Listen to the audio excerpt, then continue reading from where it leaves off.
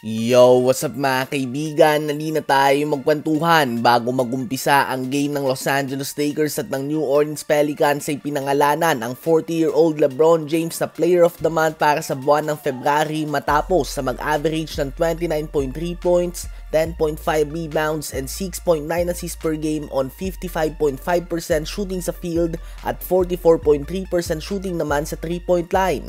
Ongoing pa nga ang game ng Lakers at ng Pelicans. Sa paglabas ng video na ito, sa game na ito ay opisyal nang nahigitan ni LeBron ang 50,000 points mark sa kanyang career. Sa NBA nga ay may record na talagang tiyak na mahirap mabasag o halos imposible nang maabot pa, tulad ng 11 NBA championship si Bill Russell, ang 55 rebounds si Wilt Chamberlain sa isang game, ang average din nito na 50.4 points, 25.6 rebounds, and 48.5 minutes per game sa isang season, ang 15,000 plus assist si John Stockton, 10 scoring title ni Michael Jordan at iba pa. At ang ginawa nga ni LeBron na mahigit 50,000 total career points sa regular season at playoffs, posibleng may dagdag na nga sa listahan na ito.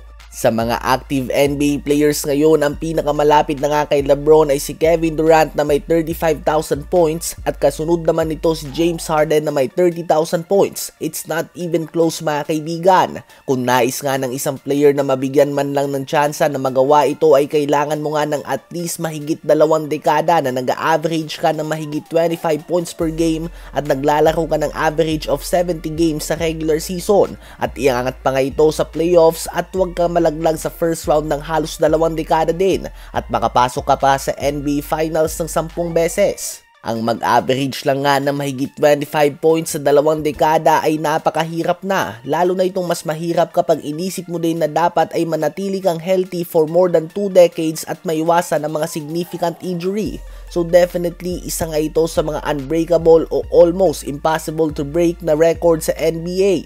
Sa palagay nyo ba ay may makakahabol pa sa record na ito ni LeBron na patuloy na pang dinadagdagan hanggang ngayon?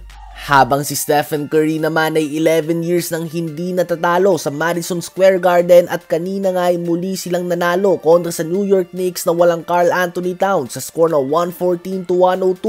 28.7 rebounds and 9 assists si Stephen Curry kahit na may sprained ankle ito. 19 points, 5 rebounds and 4 assists si Brandon Podziemski. 19 points, 4 rebounds and 4 assists din si Jimmy Butler. At 15.6 rebounds off the bench si Buddy Hield. Sa Knicks naman ay 25 points and 7 assists din si Jalen Bronson, 29 points si OG Anunoby, at 15 points si Mikal Bridges. Dahil sa panalo na ito ng Warriors ay mananatili nga na hawak nila ang 6th seed sa Western Conference kahit na manalo o matalo pa nga mga team na kadikit nila sa standings.